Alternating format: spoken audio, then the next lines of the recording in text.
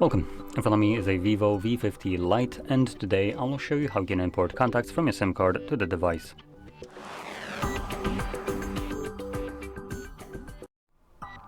So to get started, you'll want to open up your standalone contacts application, like this one right over here.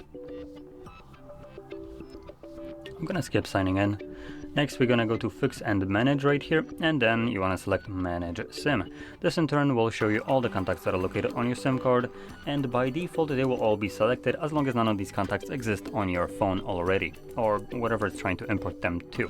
For me, it's the phone, but most likely in your case, you have a drop-down menu somewhere right here where it's showing you right now your Google account instead.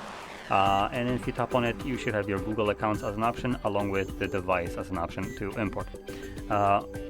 Depending on where you import your contacts, if some of these contacts exist in some of those locations that you want to choose, they will become grayed out and deselected. That is just the phone stopping you from duplicating them. You can also deselect contacts that you don't want, and from there click on Import. This will show you how many contacts have been imported, and when you go back to your list, you should be able to see them right in here. And that's about it. So, if you found the video helpful, don't forget to hit like, subscribe, and thanks for watching.